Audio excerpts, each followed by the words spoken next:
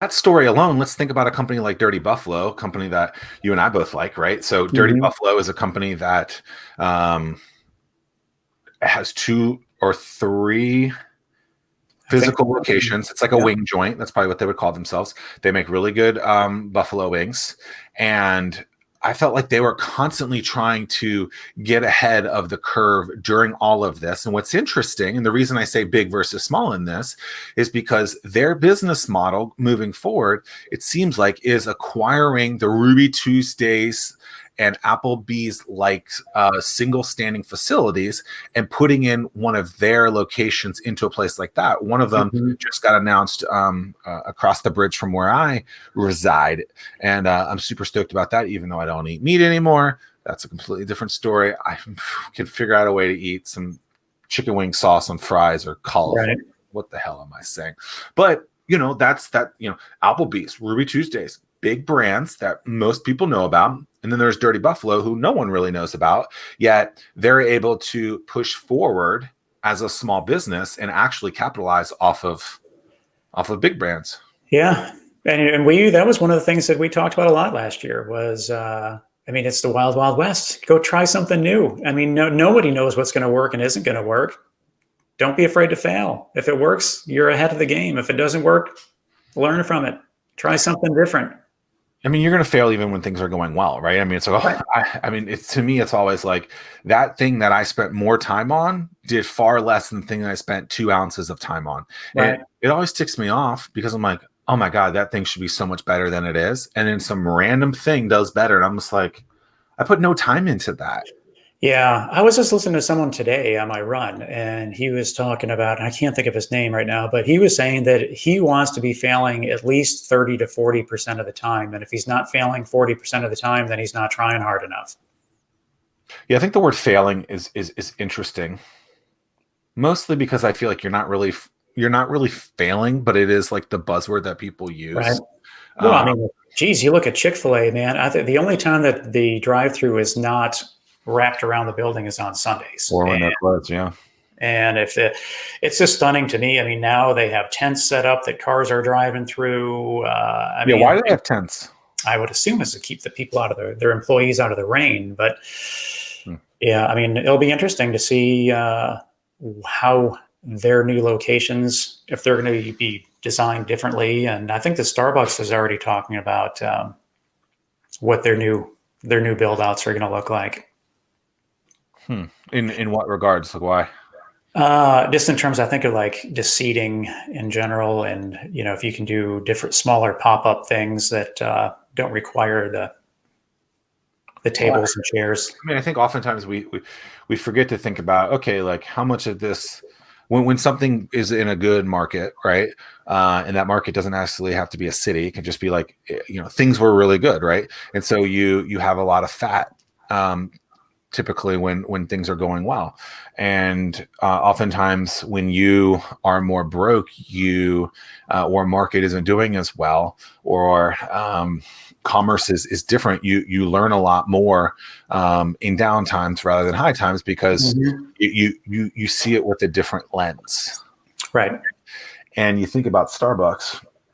I mean, when I had an office in downtown Norfolk, there was a Starbucks that was really small and always seemed busy. Then they moved literally 1.5 blocks down the street to Hmm. probably a more popular area, tripled the size, and it was almost like it was never that busy except in that morning time. It also reminds me of this other place, Empire, which I don't know if you ever went to. It was on the Mm-mm. corner of like Tazewell and Granby Street, maybe. I could be Mm. mixing up my streets, but it literally was like a 30 person bar where it had maybe 5 or 6 tables and then like 12 seats at the bar. And they were always busy. They were only open at night from 5 to close, whatever. And then they moved literally 3 doors down to a 150 person unit, and the place died within weeks. Wow. Literally nothing changed other than the size, right? And so sometimes I think people think really like, you got to have this super luxurious big thing, when it's like, do you Right. really? I mean, the same goes with like with gear. Do you need the fanciest of computers? Do you need the fanciest of microphones to do these things? It's like, do you? Or can this $50 microphone get the job done and no one can really notice? Right. And that's something that I always preach and teach to people is like, hey, like, start doing the habit first. Yep. Then if you recognize that you want to be doing something different, or that you notice that something could be better with a little bit better gear, then potentially look into that. But don't just buy the fancy gear to buy the fancy gear. I was just listening to the Minimalist podcast, that a very popular Netflix show. And they just came out with a new one recently. And I was just watching that because I find myself to be a minimalist, even though if you looked at this office, you would probably disagree with that. But I don't like to buy things. I like to only buy things that I use, right? Which I think is very in line with the minimalist world. And they said something along the lines of, we often buy the fancy thing because we're marketed towards that fancy thing, when really all we need is this. And this can probably get the job done. And so I think that's interesting from a business perspective too, where how much more can you be doing with less? And then have a lot more profit or extra money just around to do other things with that you didn't think about, because you weren't spending money on some elaborate thing that didn't get the job done.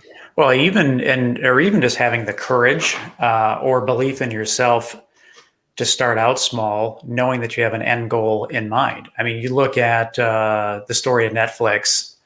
And they started with the mail subscription service, which those that have been around a while, they know about. You get the DVDs in the mail, you watch it, throw it in the mail, and then a couple days later, you get another DVD in the mail. Did you do that? Did you used to do that? Yeah. But then you look at in college. That's how I never wanted to go to those classes. I took like a movie class. The fact that you can do that and get credit for it. Not that I didn't spend the money for it, because clearly you spent the money for it. But that was one of the things I did as a communication minor, is I took some stupid class like that, and I didn't want to go to class and watch the movies, because that's all you do is you watch the movie and then they quiz you afterwards, like the next class.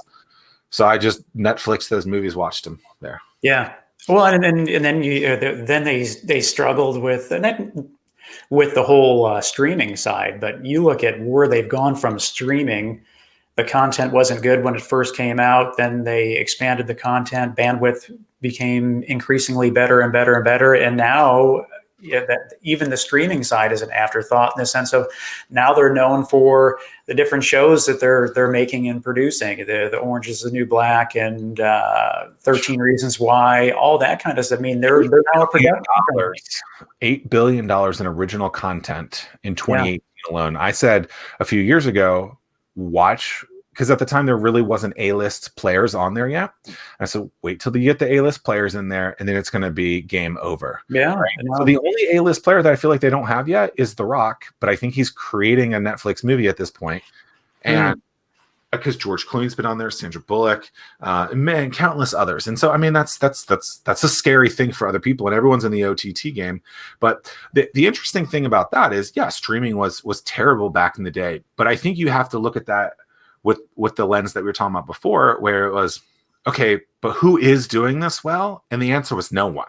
Right. No one was streaming video well. I mean, hell, if you wanted to move something at that point, I think about it, a movie, if you wanted to move a movie from one thing to another, it would take you 2 days via your normal like computer to do that. And now you want to tell me that you can stream it?